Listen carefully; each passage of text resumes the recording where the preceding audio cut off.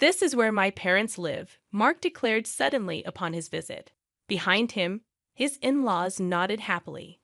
I found myself in the middle of an online meeting and quickly apologized to the other party before ending the call.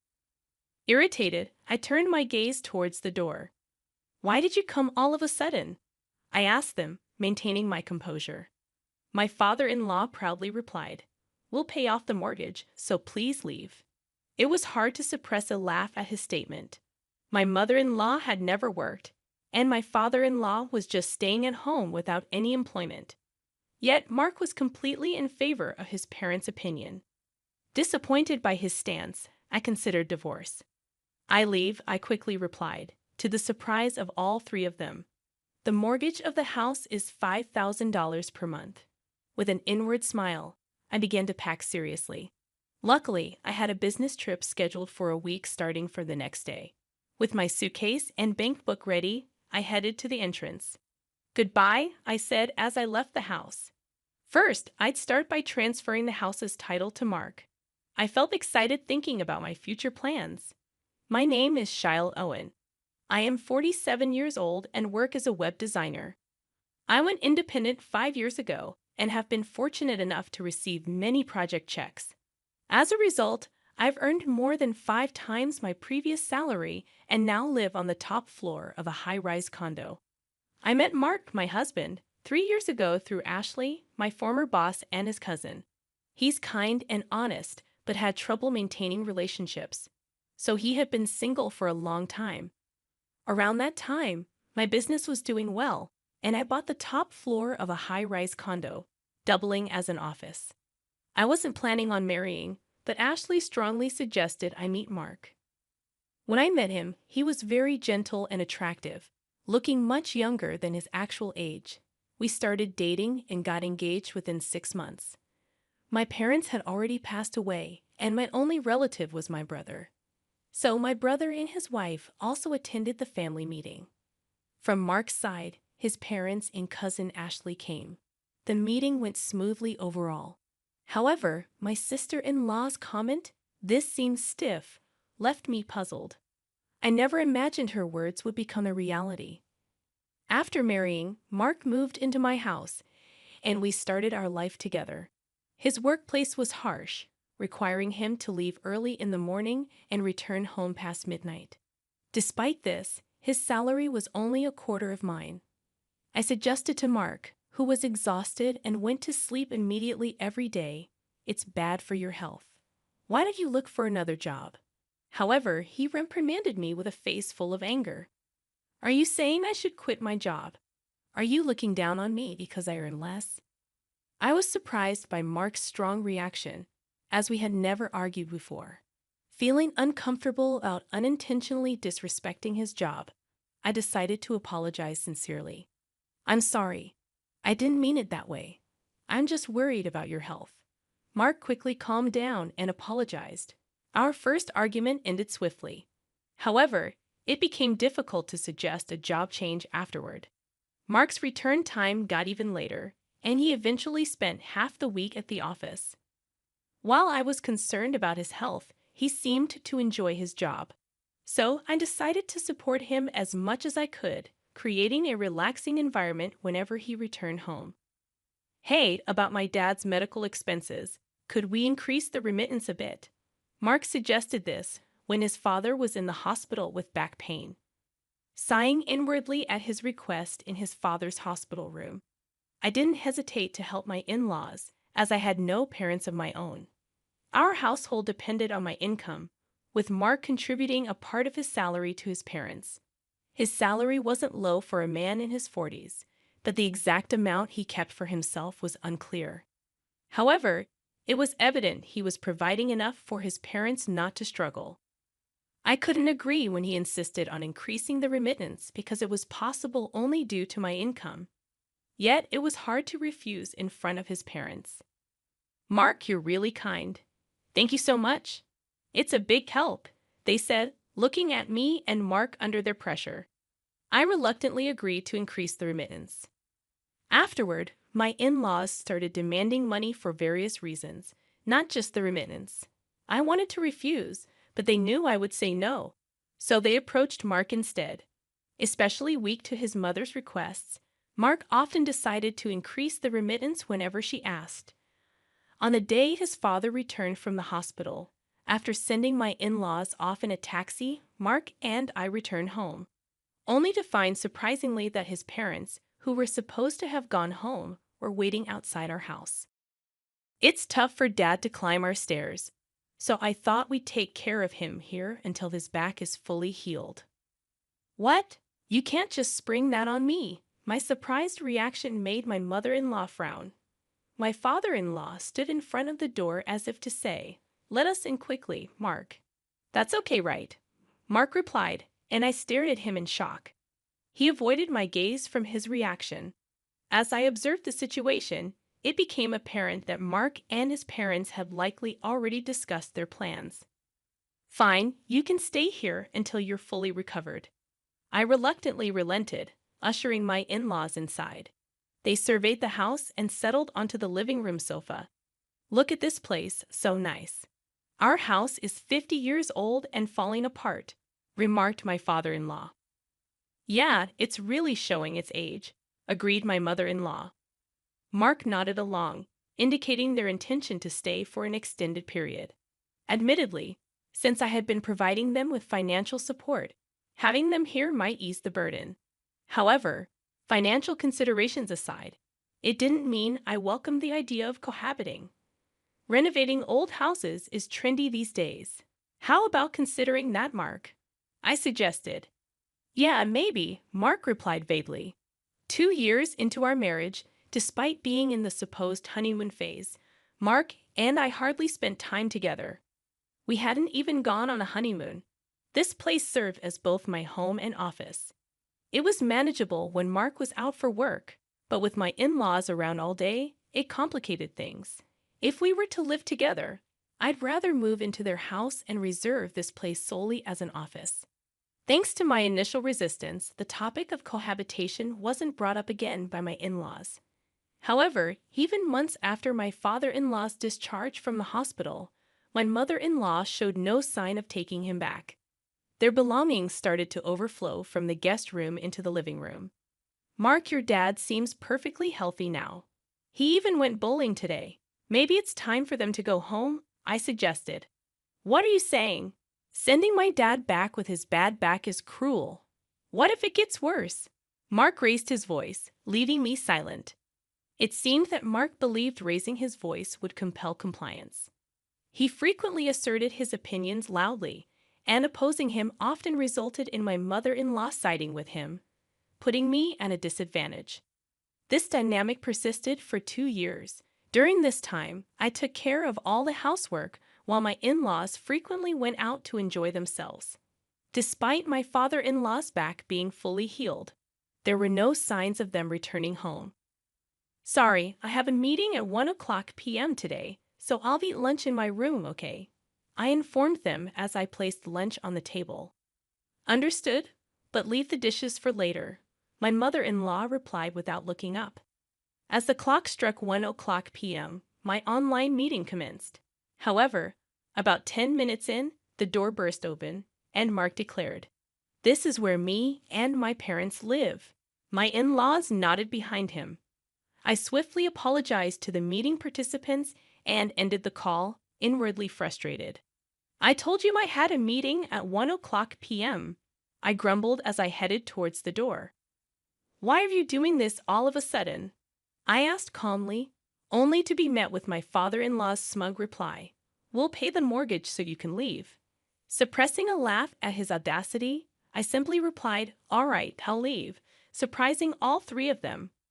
With the mortgage at $5,000 per month, I couldn't help but smile inwardly at the prospect of moving forward with my plans. I approached the task with a solemn expression, aware of the serious decision I was making. Fortunately, a week-long business trip awaited me starting the next day. Armed with a meticulously packed suitcase and my bank book, I headed for the exit. "Goodbye," I uttered, bidding farewell to the home that had become a source of contention. The first order of business was transferring the house title to Mark. Brimming with excitement about the impending changes, I checked into a hotel and promptly contacted a real estate agent to initiate the house transfer encompassing the mortgage. The success of the transfer rested on Mark's ability to handle the mortgage. If he couldn't manage it, the options were a lump sum payment or selling the house. Accepting this reality, I directed the agent to find me a new home and office.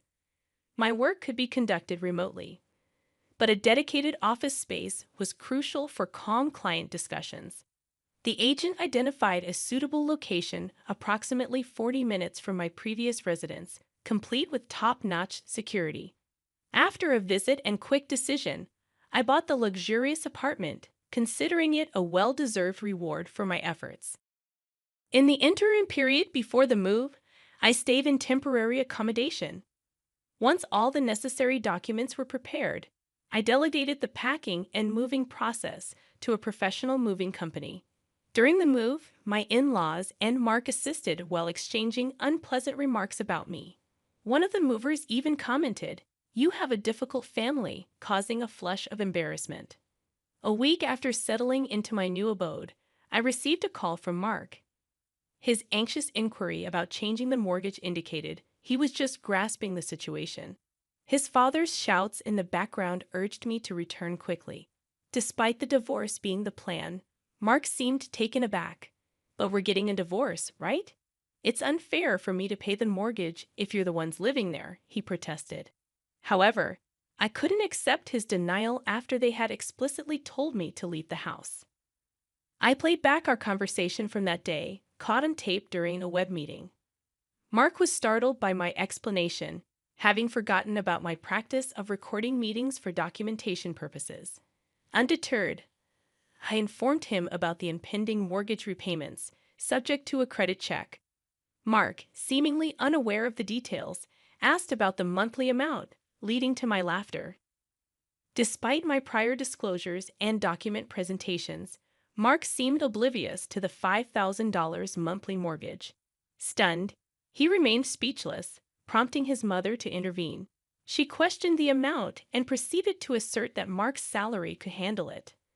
Unbeknownst to his parents, Mark hadn't disclosed his actual salary, allowing his mother to confidently declare that they wouldn't assist me any longer. In response, I burst into laughter, provoking her anger. Undeterred, I revealed the actual mortgage amount, $4,000. "What? The mortgage is Mark's monthly salary. That's absurd." My words left her shocked and frozen for a moment, but then she burst into laughter. "That's impossible. Mark has been sending us $4,000 every month. If his salary is really $4,000, he would have been sending us all of it. Stop lying," she exclaimed, refusing to believe me. Remaining calm, I pointed her towards the evidence. "Look at the shelf right by the entrance of the living room. You'll find Mark's salary slips there. If you doubt it, check for yourself." She dismissed my explanation, accusing me of lying, and headed to the indicated shelf. In the background, I could hear Mark trying to stop her. Soon, her voice of surprise came through the phone. "What? There's not even $4,000 here, Mark. What's the meaning of this?" Mark's actual salary turned out to be even lower than I knew, and I could hear his in-laws questioning him in the background. "You might not hear me, but just so you know, the house mortgage is $5,000 a month. Take care," I declared as loudly as possible. Whether they heard me or not, I ended the call. Mark called again several times later, but I ignored them all. "Let's discuss this through a lawyer from now on," I texted him, and then ignored any further communication. The lawyer I hired dealt with frequent contacts in the following days, which soon quieted down. I promptly filed for compensation through my lawyer. After a while, a response came through my lawyer, and I couldn't help but laugh at its contents. It seemed to be co-authored by a team of liars from Mark's side. Their claims were laughable. "The allegations by Shelley are false, and the real victim is our client. We demand compensation for emotional distress," it read. All I could say to my lawyer was, "I'm sorry." The divorce was nearing, but our relationship as a couple was still ongoing. I wanted to get away from a husband who could make such demands. My client wants to meet and discuss in person. It seems Mark doesn't know about this, my lawyer said, handing me a letter. The letter briefly requested to verify the truth behind Mark's claims. I agreed through my lawyer and chose a location far from my current residence for precaution. At the scheduled meeting with the opposing lawyer, Mark didn't show up. The lawyer was young and polite, greeting me properly upon arrival. He revealed that his client was actually Mark's mother. According to him, Mark remained silent during their discussions, keeping his head down. His parents kept accusing me, claiming I fabricated fault to demand compensation. As I listened, the lawyer handed me a document detailing the alleged malicious actions. However, my lawyer and I noticed that the document was intentionally crafted to demean me. I explained each point in detail, and the opposing lawyer nodded earnestly, showing understanding. My lawyer presented evidence in line with my explanations. I see the content of your statements is completely different, Jelly. You have solid evidence and a strong case, he commented. Oh, this part is reversed. I pointed out and corrected a mistake. The opposing lawyer was visibly shocked. Once the explanation concluded, he left the room with the same politeness as when he arrived. My lawyer and I strategized to expose Mark and his parents' falsehoods, reaching out to other relevant parties to set up a meeting to discuss compensation. About a month after the meeting with the opposing lawyer, Mark and his parents arrived looking haggard. His mother glared at me as if seeing an enemy. You seem to be enjoying all this trouble. Who do you think is responsible for this situation? She asked, dissatisfied with the private dining room I had chosen. It was unfortunate that she didn't like the upscale restaurant she used to favor. However, her irritation might also be influenced by the fact that the opposing lawyer, having learned the truth, dropped their defense. Mother, you used to like this place, right? I anticipated her delight, but she met my words with a somber expression. We entered the restaurant, greeted by staff, briefed on our situation, and escorted to a private room. Mark remained silent until we were seated, then suddenly grew emotional. Shelley, I was wrong. Please help me. I can't go on like this. I'll do anything you say. Please come back, Mark pleaded, stunning his parents. I offered a kind smile, momentarily easing Mark's distress. However, I signaled my lawyer, who handed Mark a document. As Mark paled, I urged him to read it. His mother snatched it, glaring furiously. The document meticulously refuted each of Mark's claims in stark red ink. Enraged, she splashed water on my face, berating me for my arrogance. To everyone's surprise, I burst into laughter at the absurdity of the situation. My laughter caught them off guard, including my lawyer. Yes, it seems I wasn't the perfect wife, I quipped. I shared the burden of household chores, endured criticism for my infertility, and even had my earnings taken. As Mark's parents continued to rail against me, I signaled my lawyer, who produced a photograph. It depicted Mark entering a hotel with a young woman, my former boss and Mark's cousin, Ashley.